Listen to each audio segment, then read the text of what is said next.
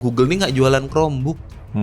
Google nggak jualan Chromebook. Chrome OS selaku operating sistemnya Google ini itu gratis. Si Chromebook ini tetap bisa digunakan tanpa jaringan internet. Tanpa jaringan internet. Artinya offline tetap bisa dilakukan. Offline tetap bisa. Apa korelasinya si saham Pak Nadiem ini tadi di PT Akap atau Goto ini dengan pengadaan Chromebook yang dibilang kemahalan? Ini yang nggak nyambung. Nadiem ini orang pinter, nggak mungkin korupsi dengan cara yang biasa. Nah, narasi lagi yang dilemparkan, Nadiem ini bertanya, apa memang topik pembahasannya? Yaitu tentang TIK itu, teknologi informasi itu. Nah Nadiem minta nanya dong, tolong kasih saya dong, give me some context. Both VC and Chrome gitu kan. Wajar kan namanya dia mau meeting. Luar biasa sekali kejahatan yang saya lakukan sampai modusnya tidak diketahui oleh saya dan kejaksaan. Kasus mantan Menteri Pendidikan Nadiem Makarim bukan hanya soal Chromebook. Kasus ini bisa menjadi presiden apakah seorang menteri bisa dipidana karena pilihan kebijakannya, juga apakah ini murni kasus korupsi atau kriminalisasi terhadap pebisnis yang masuk ke pemerintahan. Open Minded kali ini akan membedahnya bersama penasihat hukum mantan Menteri Pendidikan Nadiem Makarim, Zaid Mushafi. Sebelumnya silahkan Sobat DN subscribe channel ini dan ikuti berbagai media sosial Diskursus Network.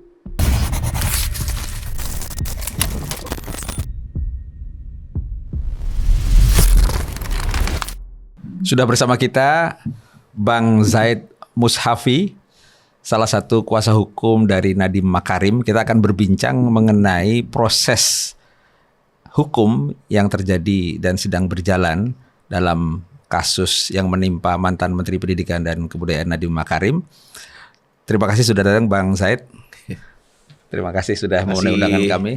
Makasih udah diundang. Kayaknya ini lagi ngebut nih. Kan ini agenda sidangnya proses ke depan ini apa? Replik dari jaksa 9 Juni. Oke, kita mungkin akan membahas beberapa hal yang di benak publik. Kan ini kasus yang sangat boleh buat dibilang populer ya. Karena kita juga tahu prosesnya juga penuh liku-liku. Tapi yang saya ingin masuk dulu ke soal sering orang menyebut ini sebenarnya kebijakan atau ini sebuah tindakan hukum. Saya ingin masuk ke situ dulu karena banyak orang berdebat ini kenapa seringkali kebijakan kemudian masuk ke proses hukum. Gimana Bang Zaid sebagai kuasa hukum mendampingi Pak Nadiem nih? Ya, kalau dalam terminologi kebijakan itu kan ketika tidak ada aturannya, ada kekosongan hukum maka diambillah sebuah kebijakan. Kalau ini kan aturan kewenangannya jelas, penerbitannya adalah permen. Menteri itu kan berhak menerbitkan peraturan menteri. Gitu, makanya ini adalah keputusan hukum yang tertuang dalam Permendikbud itu kan itu keputusan hukum gitu. Cuma memang di masyarakat ini lebih mudahnya itu adalah sebuah kebijakan bahasanya. Kalau kebijakan itu kan diambil kalau ada kekosongan hukum, ya kan. Kalau ada aturan hukumnya bukan kebijakan, itu pelaksanaan aturan hukum, ya kan. Makanya diterbitkannya pun peraturan bersifat Permendikbud itu sendiri. Ya. Nah, artinya peraturan itulah yang kemudian juga dalam tanda kutip dipersoalkan dalam proses-proses persidangan. Iya betul, karena diduga dari peraturan tersebutlah muncul yang namanya kerugian keuangan negara oleh kejaksaan gitu. Nah, orang lalu melihat ya, ini permen ini kan bagian dari peraturan perundang-undangan kan ya. Artinya juga menjadi dokumen negara juga, tapi kemudian itu dipersoalkan secara hukum. Gimana mendudukkan Anda sebagai lawyer, gimana mendudukkan ini di muka persidangan tuh? Iya, nah permen itu yang harus kita ketahui adalah tidak terbit ujuk-ujuk Pak. Kalau bahasa Indonesianya ya ujuk-ujuk tuh tahu-tahu lah tanpa sebuah ada kajian, tanpa ada sebuah proses internal gitu kan. Permen itu lahir berdasarkan sebuah kajian, lahir berdasarkan sebuah proses hukum di internal kementerian yang akhirnya ditandatanganilah oleh Pak Nadiem Makarim gitu. Nah, permen ini secara hukum apa sih masalahnya? Kan kemudian itu pertanyaannya kan. Nah, permen ini tidak ada permasalahan apa-apa. Gitu. Kenapa kita berani bilang tidak ada permasalahan apa-apa? Baik proses penerbitan dan proses implementasi semua tidak ada masalah. Makanya kita curiga kenapa kejaksaan mempermasalahkan ini kemudian gitu. Nah, disitulah dia mengaitkan dengan posisinya Pak Nadiem yang notabene dulu adalah komisaris sih sebenarnya, dia nggak pernah jadi direksi sebenarnya di Gojek itu, di Gotonya itu ya, atau PT Akap-nya itu. Nah, itu kesalahan dalam dakwaan yang pertama itu salah satunya itu. Meskipun pendiri Gojek ya. Walaupun dia pendiri, tapi dia kan bukan pengurus. Pelaksana ya, bukan pelaksana lah, bukan eksekutif lah ya. Makanya tidak bisa dikenakan konflik kepentingan karena dia bukan pengurus. Kalau kita menggunakan hukum korporasi, perusahaan itu kan ada proses pengurusan, ada proses pemilikan. Gitu, pengurusan ini itu kan pemilikan dan pengurusan ini kan semua under keputusan yang namanya direksi. Kecuali ada hal-hal tertentu yang membutuhkan persetujuan komisaris ataupun persetujuan dari RUPS. Kan gitu kalau konsep korporasinya kan. Nah, 1 hari sebelum menjabat dia sudah menyerahkan sahamnya dia dan dia sudah mengundurkan diri sebagai komisaris di PT Akap atau PT Gojek Indonesia. Begitu juga di PT Akap atau PT Gojek Tokopedia ya. Kan ada Goto, Gojek Tokopedia, ini PT-nya PT Akap, ada juga Gojek Indonesia, ini PT GI gitu. Nah, yang di PT GI pun sama, sudah dilepaskan sahamnya itu dengan memberikan kuasa gitu. Bukan pelepasan penjualan tapi seluruh pengurusan atas saham biar temennya yang ngurusin lah, si Andre itu sama Kevin gitu. Oke. Tadi soal kebijakan berupa peraturan menteri, tapi kemudian kita tahu dalam proses hukum itu menjadi bagian dari persoalan hukum. Lah, sebagai lawyer, sebagai kuasa hukum yang sudah mendampingi dari awal, sebenarnya beloknya itu di titik mana kalau boleh kita tahu? Nggak ada beloknya. Nggak ada beloknya. Dalam konteks permen dan pengadaan si Chromebook-nya ini sendiri nggak ada beloknya. Semua sudah sesuai SOP. Hanya saja tuduhan kejaksaan itu kan dikatakan bahwa karena dulunya itu si Nadiem itu punya, dan dia juga punya saham kan memang di PT Akap, yang notabene Google juga pemegang saham di sana, itu dibilang konflik kepentingan. Oke. Akhirnya kita datangin dong ahli korporasi. Apakah kalau saya sama Bang Aman kita sama-sama pemegang saham di PT Gojek Indonesia, Gojek Tokopedia atau Goto ya kan, di PT Akap itu. Kita sama-sama pemegang saham, terus yang ngambil keputusan di perusahaan apakah pemegang saham?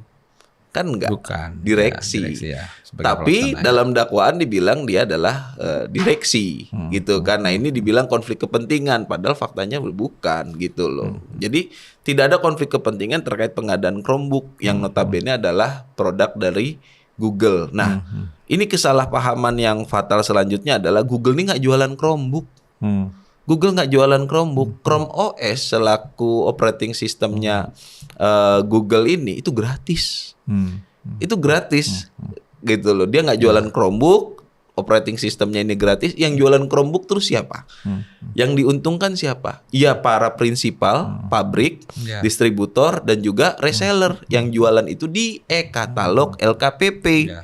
Gitu loh. Nah, ini yang nggak dipahami tahapan penjualan ini. Nah, jadi yang dapat untung ini kan si pabrik, si prinsipal.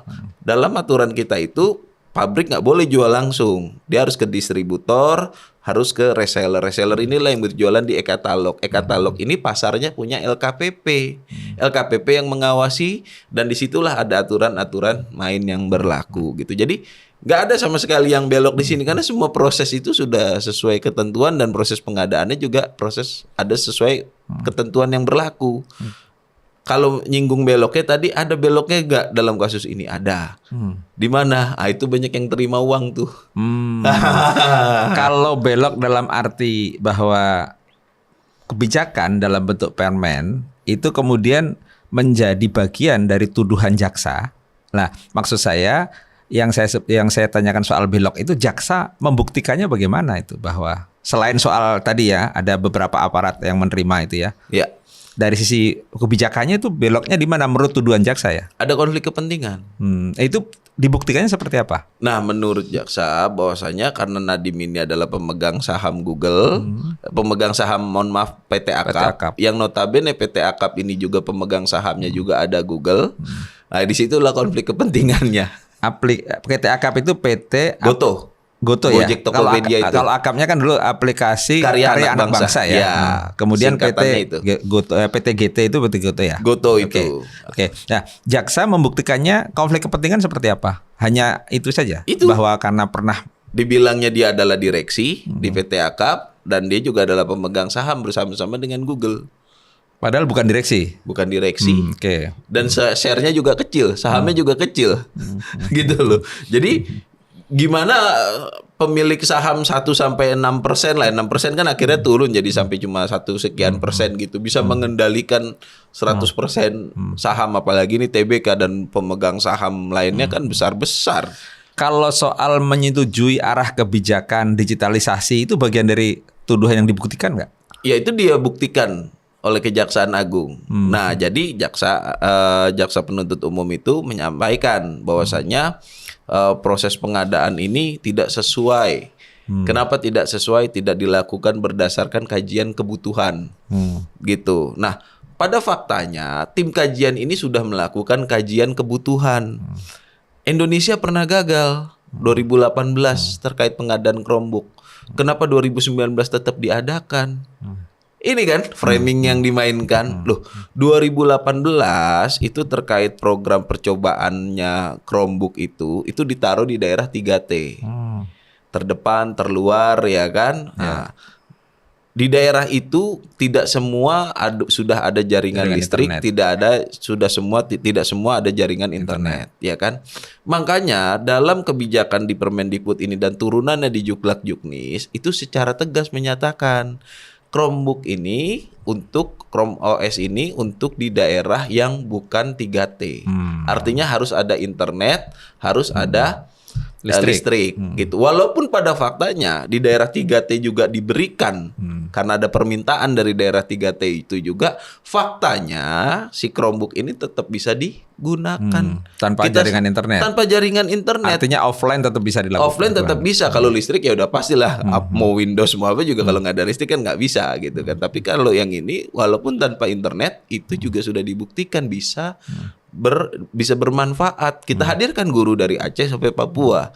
Mereka beri kesaksian dan mereka langsung tampilkan dia ini kan. Ini bisa kok. Kita dengan konteks offline-nya itu. Oke, lalu kita maju lagi ke soal kerugian negara yang dalam tuntutan atau tuduhan jaksa kan mencapai 2 triliun rupiah ya. Tapi kemudian dalam pledoi atau pembelaannya Pak Nadiem disebutkan justru terjadi efisiensi atau penghematan 3,9 triliun. Ini gimana supaya publik tidak bingung? Mendudukkannya seperti apa kalau versi pengacara Pak Nadiem? Iya, baik gini. Kerugian keuangan negara dalam konteks pasal 603 dan 604 pidana ya, atau dulunya itu pasal 2 ayat 1 atau pasal 3 itu harus nyata dan pasti. Ya, harus nyata dan pasti, harus konkret. Pertanyaan selanjutnya adalah bagaimana kejaksaan mendudukkan angka 2,1 triliun? Apa buktinya? Disinilah mulai tidak konsisten jaksa. Kenapa nggak konsisten? Dia menggunakan laporan hasil audit dari BPKP sebagai bukti untuk mendakwa Nadiem di pengadilan, ya kan? Pada saat kita terima auditnya, itu yang dikatakan hanya 1,5 T kerugian keuangan negara. Kok di dalam dakwaan jadi 2,1 T? Ternyata ada angka tambahan dari kejaksaan sebesar 600-an miliar, 620 miliar sekian yang menyebabkan jadi entah kerugian negara jadi 2,1 T. Loh, kalau gitu jaksa aja gak konsisten buktinya apa dan dia sendiri gak ngikutin hasil auditnya menyatakan apa. Yang 1,5 T tadi. Iya dong. Kalau dia konsisten pakai LH maka kerugian 1,5 T. Lah kok jadi dalam dakwaan 2,1 T. Dan dia nambahin sendiri. Kapasitas apa kejaksaan ngitung kerugian keuangan negara? Ya kan? Udahlah nggak nyata, udahlah nggak pasti. Antara hasil LHA dan hasil dakwaan beda. Lebih kaget lagi kita ketika tuntutan harus mengembalikan uang sebesar 4,8 T ya, ditambah 800 miliar. Ini angka dari mana lagi? Mau sampai kapan kita proses hukum dengan pola penegakan yang seperti ini? Makanya di situ kita bantah. Gitu. Gimana kita membantahnya? Gini. barang yang selalu dijadikan atau objek sengketa yang selalu jadi dipermasalahkan itu adalah Chrome dan Windows. Ya, kita hitung kalau gitu. Dasar ngitungnya apa? Angka yang timbul pada saat proses pengadaan atau proses kajian atau proses di kementerian ini berjalan. Di sana ada paparan. Kalau pakai Windows harganya sekian, kalau pakai Chrome harganya sekian. Nah, dari masing-masing dari komponen itu, dari komponen license-nya aja lah. Ini kan yang diputuskan dalam Permendikbud tuh OS loh, bukan merek laptop loh ya. Operating system ya. Operating system loh. Laptopnya boleh apa aja. Silakan mau merek A, B, C, D, E, F, G, H terserah. Gitu. Itu kan prosesnya bagiannya di pengadaan. Tapi kalau operating systemnya ya harus diputuskan. Apa putusannya? Nah, putusan ini didasarkan pada kajian tim teknis untuk mendapat apa. Nah, dari sinilah keluar yang namanya harga. Kalau operating system Chrome itu gratis. Chrome OS itu gratis. Kalau kita pakai Windows seperti periode sebelumnya itu berbayar. Bayarnya pun setiap tahun atau paling enggak 3 tahun sekali ada paketannya. Pertanyaannya Pak, ini pertanyaan sederhana. Kalau Bapak dikasih yang gratis sama Bapak dikasih yang bayar, terus yang gratis Bapak bilang mahal, berarti yang bayar apa? Loh, saya simpel aja kan. Ini kita pakai pertanyaan sederhana aja ya kan. Yang gratis dibilang kemahalan, lantas yang bayar namanya apa? Kalau gitu, iya kan? Nah dari situlah kita mengkalkulasikan dengan angka yang dipakai pada saat rapat, gitu. Total pengadaan itu kan 1.159.000 unit laptop lah gitu, dengan harga memang bervarian, ada variannya macam-macam dan ditambah juga dengan CDM gitu kan. Nah kalau kita vis-a-viskan gitu, kita tandingkan antara Chrome dan ini dan Windows tadi ya itulah selisihnya 3,9 justru menghemat. Gitu loh. Ini gimana sih ngitung? Ini kan hal sederhana. Yang ini gratis, yang ini bayar. Kalau yang gratis dibilang mahal, kalau kita pilih ini apa kabar? Kan begitu kan. Ini kan sederhana. Ini nggak butuh sulit lah metode segala macam. Sebagai kuasa hukum kan juga melihat ya soal publik juga bertanya, sebenarnya siapa sih yang punya kewenangan untuk menentukan atau memutuskan kerugian negara itu berapa dan seterusnya dalam proses seperti ini? Siapa yang punya kewenangan? Ya, kalau berdasarkan undang-undangnya itu kan tegas. Lembaga negara yang berwenang dalam melakukan perhitungan penetapan kerugian keuangan negara adalah BPK. Pertanyaannya, apakah LHA ini dibuat oleh BPK? Tidak, oleh BPKP. Ya. Terjadilah perdebatan di sana. LHA, laporan hasil audit ya. Laporan hasil audit itu. Ya, BPKP boleh nggak menghitung? Boleh. Tapi boleh nggak dia menetapkan kerugian keuangan negara? Tidak boleh. Di situ kita hadirkan ahli yang memang dia adalah ya berpengalaman dan mumpuni ilmunya di situ. Nah, dari hasil keterangan dan membedah keterangan ahli di persidangan itulah kita ketahui ada 2 hal yang sangat bermasalah. Satu, masalah kewenangan. Yang kedua, masalah prosedur dan juga metode dalam perhitungan kerugian keuangan negara. Saya kasih contoh yang simpel, Pak. Kalau Bapak diminta beli mic lah ya, kita podcast pakai mic nih ya, yang gampang. Cara nyari mic-nya gimana? Pasti kita semua sama, Pak. Buka aplikasi e-commerce, apapun itu, kita bandingkan satu sama lain. Ya kan? Mana yang termurah dengan kualitas dan spek yang sama, itulah pasti yang kita beli. Itu kan prosedur yang sesuai dengan ketentuan dan berdasarkan ilmu pengetahuan. Yang dilakukan oleh BPKP ini di penghitungan kerugian keuangan negara terkait Chromebook ini tidak demikian. Dihitunglah harga produksi ini. Ini yang namanya metodenya rekalkulasi. Metode ini berdasarkan keterangan ahli tidak dikenal dalam dunia audit. Kalau digunakan metode ini, rekalkulasi atau menghitung dari jumlah harga produksi, ya kan, termasuk margin keuntungan ditetapkan, kita sangat meyakini seluruh pengadaan di negara ini Ya. pasti korupsi, pasti kerugian keuangan Kalau itu negara. dasar perhitungannya ya, Ya metodenya. iya. Loh, semua dihitung pakai harga pabrik dan batasan persentase keuntungan. Itu bagaimana? Padahal dalam persidangan itu dikuatkan oleh keterangan si distributor atau pabrik yang memproduksi ini. Kalau kita jual di harga 4,3 juta, mending nggak usah jualan. Mending kita nggak usah jualan. Karena apa? Karena nggak ada margin, itu nggak mungkin. Ya, Gitu. Nah, ini yang sangat kita sayangkan gitu loh. Ternyata metode yang digunakannya pun itu tidak benar. Nah, masuk selanjutnya ke wilayah prosedur. Untuk menghitung kerugian keuangan negara atau melakukan audit investigasi harus didasarkan ada yang namanya predikasi. Apa predikasi? Dugaan awal penyalahgunaan wewenang atau dugaan awal perbuatan melawan hukum. Apa predikasinya?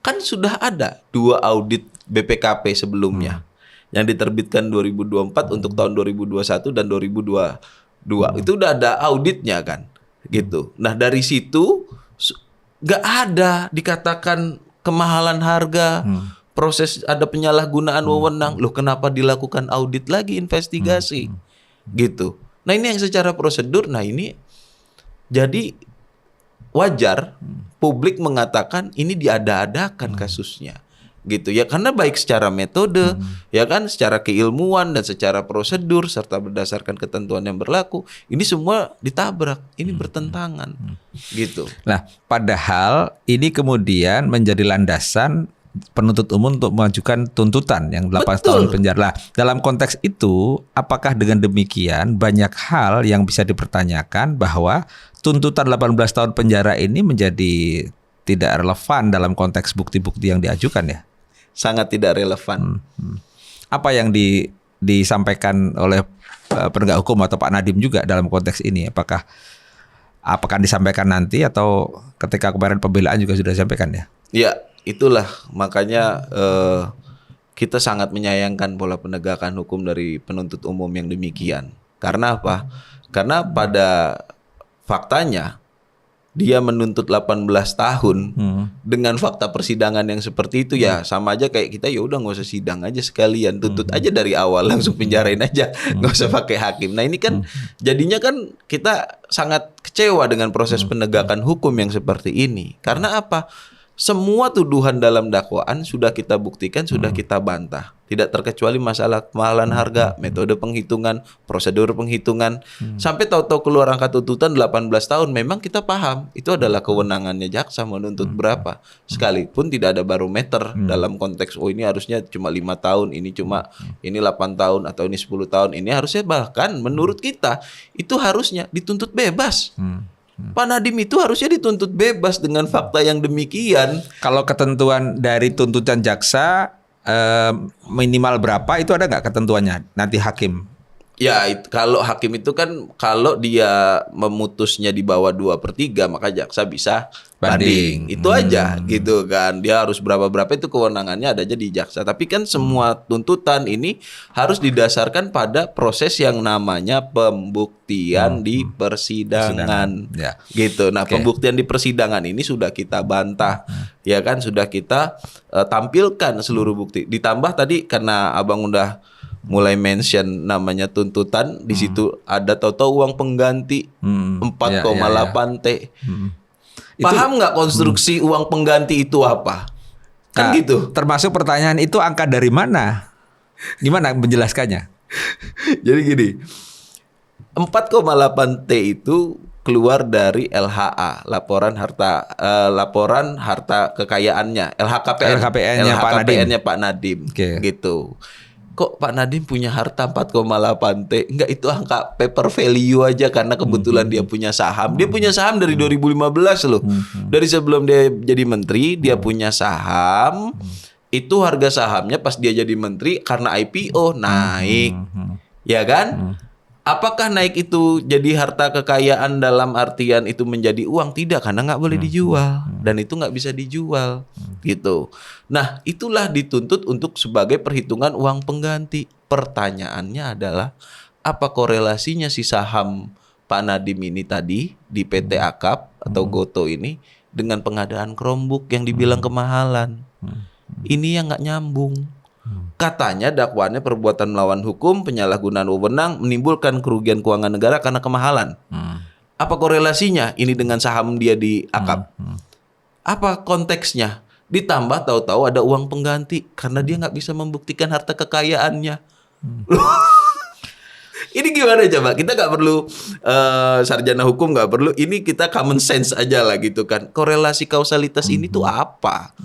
Gitu loh. Kok tahu-tahu kemahalan harga laptop yang dihitung 1,5 T, yang dalam dakwaan jaksa nambahin sendiri 600 M jadi 2,1 T, ya. terus tahu-tahu ada uang pengganti 4,7 T, 4,8 T ditambah 800 M itu. Lah korelasinya apa? Padahal dalam pasal kerugian keuangan negara itu dalam konteks penggantian uang negara atau uang pengganti itu karena kita ngambil uang negara. Harusnya pengadaan harganya 1.000, kita bilang 2.000. 1.000 inilah yang harus selisihnya yang diganti. Makanya ada pasal uang pengganti. Lah kalau dalam konteks ini apa korelasinya? Apa kausalitasnya? Jadi angka kerugian keuangan negara itu berapa? 1,5 T, 2,1 T atau 5,6 T? Nah ini mestinya memang jaksa yang harus menjelaskan, Ya. bukan Bang Said sebagai kuasa hukum ya. Gitu. Nah kita maju lagi ke soal tudingan memperkaya diri atau orang lain ya. Dan ini prosesnya seperti apa? Kalau tadi disampaikan juga kan tidak ada aliran dan segala macam, tapi kemudian dihubungkan dengan saham yang masuk ke Goto ya kalau nggak salah ya. Gimana menjelaskan konstruksi ini? Sampai ini kan jadi seperti apa ya? Kayaknya sebenarnya kalau dibuat mudah seolah-olah mudah aja, tapi sebenarnya kan tidak semudah itu. Ketika memperkaya diri ternyata tidak ada aliran misalnya gitu. Tapi kemudian dianggap bahwa masuknya saham itu menjadi bagian dari proses melawan hukum ini. Gimana menjelaskannya? Saham itu kan dimiliki Nadiem dari sebelum jadi menteri. Boleh nggak sih menteri itu punya saham? Kalau gitu pertanyaan sederhananya. Bukan, maksud saya saham itu saham yang dituduhkan kan ada sekian yang saham dari Google masuk gitu ke. Ya gini, Gimana? uang investasi Google di PT Akap itu kan udah kita buktikan dengan kita menghadirkan saksi dari Google. Apakah itu terkait dengan pengadaan Chromebook? Tidak.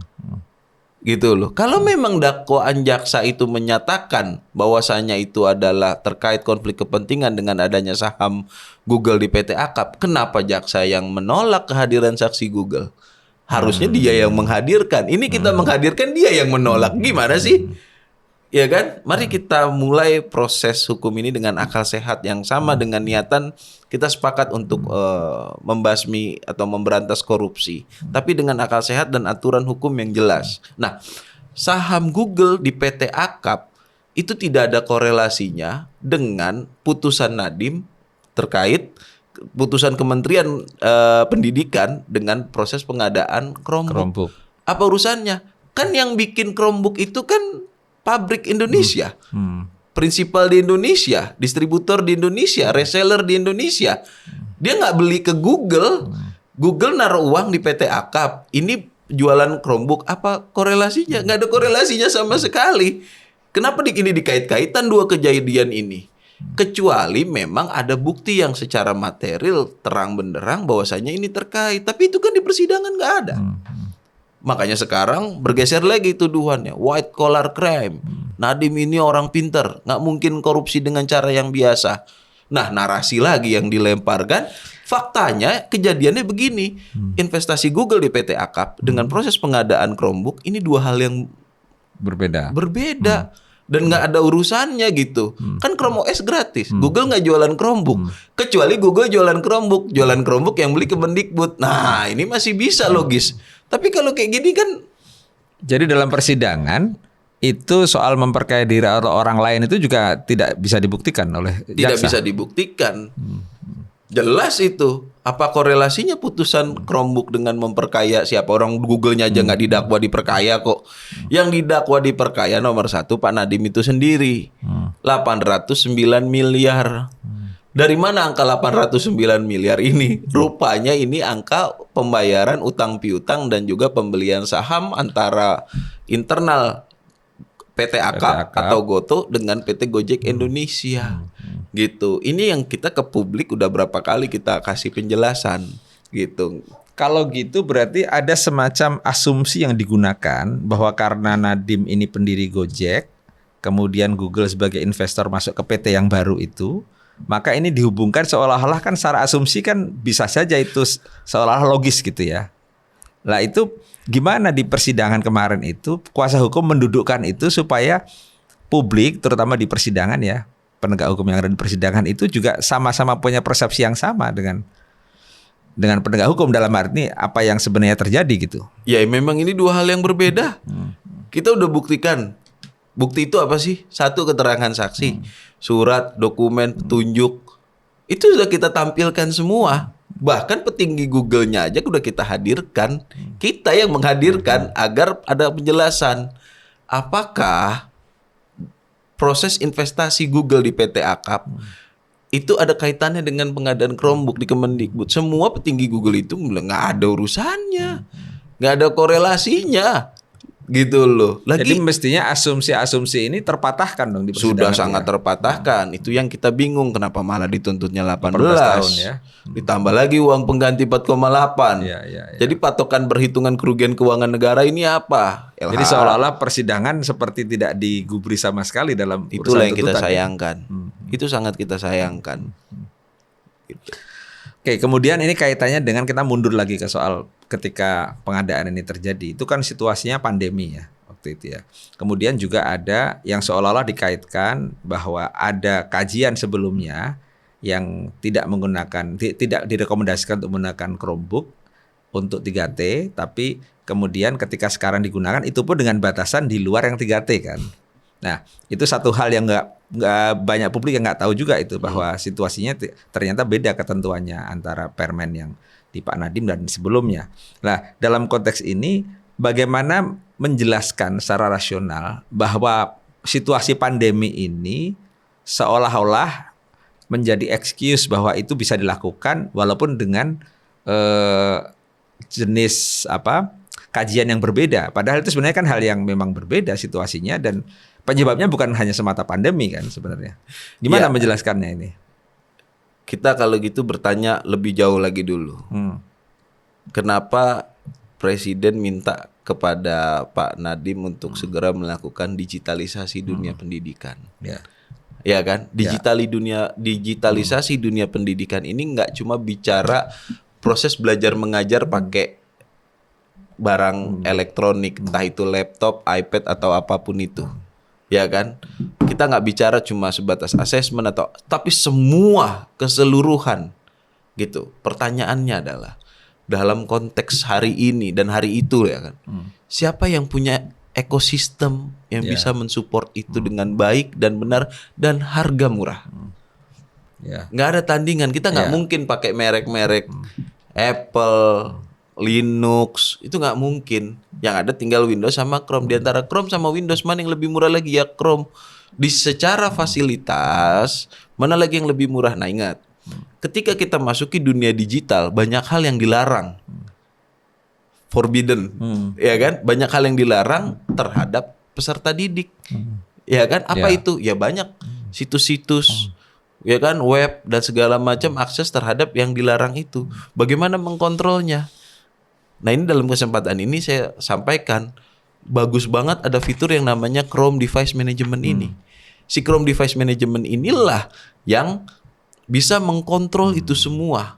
Jadi laptop atau Chromebook satu Indonesia ini bisa dipantau di pusat untuk ngeblok apapun yang segala macamnya. Nah kondisi COVID hari itu mempercepat proses ini, itu hal yang wajar. Saya masih ingat banget kondisi COVID itu kita apa-apa tuh harus Zoom. Ya kita belajar cepat lah. Belajar cepat berubah dan ya. Belajar cepat karena kondisi nggak memungkinkan kita podcast seperti ini kan gitu kan. Gitu loh ya mau nggak mau kan. Nah itu seperti apa? Nah itu kan prosedurnya makanya dibentuklah tim teknis, tim kajian itu ya kan. Coba dianalisis mana yang diperlukan, mana yang ini. Nah dalam konteks ini banyak juga masyarakat yang termakan framing awal. Nah, pada saat pandemi ini di awal-awal, Nadiem ini di bulan Mei itu diajak meeting. Ajakannya melalui grup WhatsApp. Di teks dia secara WhatsApp oleh staf susnya yang bernama Fiona. Gitu. Nah, pada saat diajak, Nadiem ini bertanya, apa memang topik pembahasannya? Yaitu tentang TIK itu, teknologi informasi itu. Nah, Nadiem minta nanya dong, tolong kasih saya dong, give me some context, both VC and Chrome, gitu kan. Wajar kan, namanya dia mau meeting, ya kan? Ditanya lah, dikasih masukan ini. Tapi ini yang terframing seolah-olah Nadiem sebelum jadi menteri udah bikin grup WhatsApp, udah akan melakukan. Lah omongan Chromebook aja 7 bulan setelah dia jadi menteri. Akhirnya dibuktikan di dakwaan nggak ada kan. Tapi orang udah kemakan framing di awal. Nadiem udah bikin grup WhatsApp. Nadiem udah menyiapkan Chromebook untuk diadakan karena dia ada dan Google adalah sama-sama pemegang saham. Nah, tapi yang tidak terbukti ini kan kemudian sudah tidak dilihat lagi oleh publik kan. Publik kan melihatnya bahwa ada grup WhatsApp dibikin sebelum dia jadi menteri dan seterusnya. Dalam konteks tadi ya soal pandemi, kemudian ternyata Chromebook itu dalam permen itu atau dalam ketentuan yang ada di Kemendikbud itu kan tidak digunakan di 3T. ya, Tapi apakah benar bahwa kenyataannya ada juga yang sampai ke daerah 3T juga ya? ada. Dan itu Gimana digunakan. Jadi gini, Chromebook ini di 2018 diinformasikan gagal katanya di daerah 3T. Di 2019 Nadiem jadi menteri, dapat perintah digitalisasi dunia pendidikan, dilakukan analisis dan kajian, keluarlah nama Chrome OS ini. Ya kan? Nah, pada faktanya dalam aturan yang diterbitkan oleh Direktur SD dan SMP itu dalam Juklak dan Juknis, memang ini bukan untuk daerah 3T. Pertanyaan selanjutnya adalah, apakah seluruh sekolah, berapa sih persentase sekolah 3T dan non 3T? Yang non 3T itu kurang lebih 85%. Perintah digitalisasi pendidikan sudah keluar dari Presiden. Pertanyaannya, kita nunggu 100% atau kita jalanin dulu 85% ini? Semua juga akan memutuskan yang sama. Ya kita jalanin yang 85% ini. Tapi kalau ada 15% ini yang minta, di mana? Dikasih nggak? Dikasih. Jadi 85% ini yang di luar 3T. Di luar betul 3T. Ya? Jadi 15% 3T tetap dikasih. Tetap dikasih ketika dia ada permintaan, yang penting dia ada listrik. Dan faktanya kita hadirkanlah guru dari Aceh sampai Papua di ruang sidang yang menyatakan bahwasanya walaupun nggak ada internet, Chromebook ini tetap bisa digunakan. Itu fakta persidangan. Ya, artinya Chromebook ini dengan plus minusnya tadi itu ternyata dalam situasi tanpa internet pun bisa digunakan. Yes. Gitu ya. Walaupun kemudian kan orang dibingungkan kan dengan situasi seolah-olah tahun 2018 sudah ditolak, kenapa 2019 dimunculkan lagi kan kira-kira gitu ya. Nah, kemudian kita masuk lagi ke soal apakah dalam persidangan itu juga muncul ya, kalau dalam hukum kan ada mens rea ya. Itu pembuktiannya gimana dari kejaksaan ya atau? Ya, seperti kata Bang Aman tadi, mungkin jaksa yang lebih tepat menjelaskan detailnya dia seperti apa. Karena pada faktanya proses pemilihan Chrome OS, proses pengadaan Chromebook, dan juga tuduhan mengenai konflik kepentingan karena Nadiem ada sebagai pemegang saham, itu semua menurut kita tidak ada yang terbukti. Nggak ada yang terbukti, kita bantah semuanya, termasuk yang dibilang aliran dana 809 apa segala macamnya. Itu udah kita bantah semua, makanya kita kaget kok tuntutannya bukan bebas. Nggak ada pilihan di kasus Nadiem ini selain dia harus dibebaskan. Ya, ini kan ada rentetan kasus hukum yang kemudian publik itu seperti diberi tontonan bahwa ini semacam proses yang berlanjut dari satu ke kasus hukum yang lain tentang apa yang disebut dengan kriminalisasi ya. Kita lihat ada Tom Lembong, kemudian ada kasus ASDP dan seterusnya ya. Kemudian apakah ini masuk dalam konteks itu? Tentu sebagai penyelesaian hukum mungkin tidak harus menjelaskan semuanya, tapi kan ini sudah jadi wacana di publik kan bahwa ada pola seperti kriminalisasi. Apakah itu orang-orang profesional yang masuk ke pemerintahan atau orang-orang bisnis, orang pengusaha yang masuk ke pemerintahan, atau sebenarnya Kalau penasihat hukum melihatnya seperti apa? Saya coba pakai sebuah parameter ya, biar enak kita bicara apakah ini kriminalisasi atau tidak, gitu ya. Yang pertama adalah adanya nggak mens rea, ya kan. Terus yang kedua adalah alat buktinya cukup nggak untuk membuktikan si mens rea itu atau perbuatan itu adalah perbuatan pidana. 3, ada terjadinya penyimpangan prosedur. 4, ada perlakuan diskriminatif. Yang kelima, ada fakta yang menunjukkan proses hukum digunakan untuk tujuan lain. Ya, katakanlah ada 5 parameter lah secara itu. Yang pertama, unsur tindak pidana. Apakah Pak Nadiem sudah melakukan perbuatan melawan hukum atau penyalahgunaan wewenang?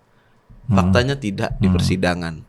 Dia menerbitkan permen, dia punya kewenangan dan tidak ada perbuatan melawan hukum yang dia lakukan, gitu kan. Terus yang kedua, alat buktinya apa untuk membuktikan? Nah, kita bicara alat bukti, kita ngomong aja dulu laporan hasil audit deh. Jadi berapa kerugian keuangan negara di kasus Nadiem ini? 1,5 triliun, 2,1 triliun atau 4,8 triliun? Ya. Itu aja nggak nyata dan pasti. Yang mana jadinya? Itu semua ada dalam dakwaan ya? Semua ada dalam dakwaan kecuali 4,8 T. Iya kan? Dan dalam proses persidangan pun nggak dibuktikan. 4,8 T itu uang pengganti tadi ya? Uang pengganti itu tadi. Lah uang pengganti itu kan kalau ada tindak pidana yang dilakukan dan itu adalah uang negara yang diambil. Keluarlah. Nah ini katanya Nadiem nggak bisa membuktikan harta kekayaannya, makanya dia harus bayar 4,8 T. Gitu loh. Nah, yang ketiga adalah terjadinya sebuah penyimpangan prosedur katakanlah. Nah, yang keempat selanjutnya ada perlakuan atau diskriminatif lah terhadap Pak Nadiem ya kan. Nah, dalam parameter-parameter itu saya bisa berani menegaskan bahwa sulit menyatakan apa yang didakwan kepada Nadiem ini adalah sebuah tindak pidana. Makanya sebuah hal yang wajar ketika publik menyatakan ada dugaan kriminalisasi terhadap Pak Nadiem. Paper value atas kenaikan saham dianggap sebagai sebuah tindak pidana. Kalau gitu besok kita harus bikin aturan dong. Menteri tidak boleh punya saham. Begitu berarti kita bikin aturannya. Atau gimana kita mau bikin aturannya? Loh, saat kita belum jadi menteri kita beli saham, pas kita jadi menteri saham ini IPO, bukan saham naik loh ya. Ini saham IPO. Saham awal yang ditawarkan di publik yang memang sudah melalui proses hukum pasar modal, harganya adalah sekian, gitu loh. Dan itu nggak jadi uang dan nggak jadi apa-apa. Toh pada faktanya kekayaan Nadiem setelah dia lengser jadi menteri pun nggak nyampe 600 miliar sekian. Kalau dituduhkannya dalam 4,8 T, itu ngitungnya bagaimana? Itu kan harusnya kita sangat menyayangkan ya, proses pembuktian ini nggak kuat dalam dakwaan dan tuntutan. Soal kriminalisasi yang tadi dijelaskan itu ya, sebenarnya karena ini masyarakat sudah disuguhkan dengan berbagai kasus hukum sebelumnya, Tom Lembong juga, mungkin Bang Zaid juga bagian dari kuasa hukum Tom Lembong kan ya? Iya betul. Nah, kan tentu ada nuansa yang bisa dirasakan. Sebenarnya apa sih yang terjadi gitu ya ketika kasus Tom Lembong, kemudian mungkin kasus Ira Puspadewi di ASDP misalnya ya. Ini kan kalau boleh dibilang semacam business judgment rule gitu ya. Bahwa ini keputusan-keputusan bisnis kalau dalam konteks tertentu ya di BUMN ya. Tapi kemudian ini dipidanakan. Nah, ini kan menimbulkan satu pola atau nuansa yang bagi orang hukum tuh lihatnya seperti apa? Inilah yang kita sayangkan gitu kan ya. Makanya saya kalau lagi diajak bercanda atau ngejokes gitu ya sama teman-teman ya, ini eranya era konten kreator sekarang ini. Jadi proses penegakan hukum ini kok jadi kayak proses ngonten ya. Podcast tanpa dong, mengurangi rasa hormat gitu kan. Contoh ya, waktu Tom Lembong ditahan. Dia ditetapkan tersangka dan ditahan, dibilang kerugian keuangan negara 400 miliar. Pada saat kita perapit ternyata belum dihitung. Ya. Belum dihitung. Belum dihitung tapi orang sudah dijadikan tersangka. Iya, orang udah dijadikan tersangka, ditahan dan dibilang ngerugi negara 400 miliar. Kita perapit ternyata belum dihitung, belum ada auditnya. Baru hasil diskusi atau case expose. Akhirnya terbit audit BPKP menyatakan 560 miliar. Coba proses penegakan hukum yang seperti ini. Nah, balik lagi sekarang ke kasusnya Pak Nadiem. Tadi grup chat Itu jutaan masyarakat Indonesia percaya. Ya. Mungkin Begitu mungkin kita disidangkan, juga percaya sebenarnya Iya. waktu awal. semua Iya, boleh iya. jadi kita juga. Iya. Ya kan? Di awal itu dibilang kayak gitu, ternyata masuk dakwaan aja enggak. Masa begini sih kita memperlakukan proses penegakan hukum gitu. Jadi tolonglah hal-hal seperti ini janganlah dilakukan. Jangan dilakukan. Makanya kalau kita pernah mengikuti cerita atau sejarah lawyer Marcus Tullius Cicero, itu saya sangat suka betul sama lawyer itu memang kan. Dia bilang kalau proses penegakan hukum itu dilakukan secara semena-mena, maka bukan kebenaran yang penting, tapi pembunuhan karakter. Karena apa? Karena orang kalau karakternya sudah berhasil dirusak, maka proses hukum apapun orang akan percaya. Ya. Nah ini yang sangat kita sayangkan gitu loh. Nah, dalam konteks Pak Nadiem ya, tadi soal kriminalisasi. Kemudian Pak Nadiem kan sebenarnya menyampaikan pleidoinya juga sangat dramatis kalau saya sebutkan ya, karena ada 1.400 selama 1.300 hampir 1.400 lah ya. 1.400 total. Itu gimana proses itu dengan pendampingan kuasa hukum ya? Jadi kan ini bukti-bukti yang disodorkan oleh jaksa bahkan tidak terbukti, bahkan sebagian tidak diajukan sebagai bukti meskipun sudah dituduhkan melalui proses-proses di media ya. Nah, itu gimana 1.400 hampir 1.400 halaman itu disusun Pak Nadiem? Ya, memang dalam pledoi atau nota pembelaan itu kan ada pledoinya Pak Nadiem sendiri, ada pledoinya kita penasihat hukum yang banyak membantah tentang dalil-dalil hukum berdasarkan dakwaan dan tuntutan didasarkan juga dengan pembuktian yang terjadi di pengadilan gitu. Nah, proses terbentuknya nota pembelaan yang ribuan halaman itu ya didasarkan pada dakwaan dan tuntutan tentunya. Apa aja sih yang didakwa? Apa aja buktinya? Itu kita uraikan secara detail. Ya, di situ kita uraikan secara detail. Apapun itu yang dituduhkan, angka 809, investasi Google, konflik kepentingan, mengenai proses pengadaan, bahkan dalam proses itu pun tidak menonjolkan tentang kemahalan harga. Yang lebih ditonjolkan adalah konflik kepentingan dengan Google. Google kan nggak jualan Chromebook, balik Dan itu lagi. terbantahkan di proses persidangan. Semua Ya? dalam fakta persidangan sudah kita bantahkan, gitu loh. Dan semua kita bantahnya nggak asal bantah, kita kasih bukti yang memadai. Bukti transfer 809 dalam 1 hari. Kita bukti tidak adanya konflik kepentingan kita hadirkan, prinsipalnya langsung, gitu. Nah itu yang poin-poin yang menurut kita akhirnya semua harus kita jabarkan, semua harus kita urai secara detail, dan juga kita harus melampirkan bukti tertulis dan juga keterangan saksinya. Nah, kaitan dengan beberapa pihak atau beberapa orang yang terkait dan kemudian juga terbukti misalnya menerima aliran dan segala macam ya, para pejabat diantaranya, itu gimana kuasa hukum menyikapi, terutama sebagai kuasa hukumnya Pak Nadiem ya, spesifik ya. Iya, itu termasuk yang minta. misalnya kayak juristan dan yang atas bagian yang belum bisa dihadirkan di persidangan, gimana mendudukkan posisinya Pak Nadiem di antara penyimpangan-penyimpangan yang memang ada gitu. Iya, kan Pak Nadiem didakwa atas perbuatan dia, bukan perbuatan orang. Ya. Iya kan? Selalu dikaitkan dengan juristan nggak balik, nggak balik. Kejaksaan punya kewenangan dan punya power kok untuk melakukan hal yang dibutuhkan dalam proses penyelidikan dan penyidikan. Toh faktanya kasus ini limpah ke pengadilan. Artinya apa? Ya secara perkara menurut kejaksaan ini sudah cukup. Ada nggak adanya juristan. Jadi jangan lempar lagi berlindung. Wah ini juristan masih di luar, juristan masih lah kan ini limpah ke pengadilan. Kalau memang ada kekosongan hukum ya kalau gitu jangan dilimpahin dulu dong. Kenapa orang langsung ditahan? Kan gitu, ditetapkan tersangka, ditahan, didakwa ke pengadilan. Berarti kan berkas lengkap menurut jaksa. Ya. Ya, udah di tengah perjalanan pembuktian udah semasif ini dibawa-bawa lagi dalam framing media. Juristan nggak balik. Ini white collar crime. Nadiem ini terlalu pintar. Makanya dalam pledoinya Pak Nadiem kemarin jika kita simak, luar biasa sekali kejahatan yang saya lakukan sampai modusnya tidak diketahui oleh saya dan kejaksaan. Lah, ini kan, iya gitu saya juga mikir itu pas dengerin lah, iya jadi modusnya apa ini gitu kan, gitu. Nah, dalam penegakan hukum kan nggak bisa begitu kan, Nah, berdasarkan dugaan-dugaan dan asumsi saja. Oke, baik, soal kriminalisasi tadi ya dalam konteks presiden ya.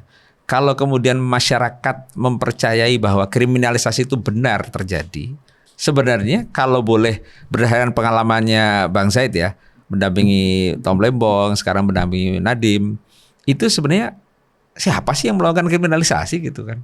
Orang Ya. kan seperti nggak tahu siapa yang melakukan itu. Katakanlah itu ada ya. Katakanlah itu ada, kita tidak dalam jangkauan pembuktian ke situ. Tapi yang pasti, yang di depan kan aparat penegak hukum, kejaksaan di sini, ya kan?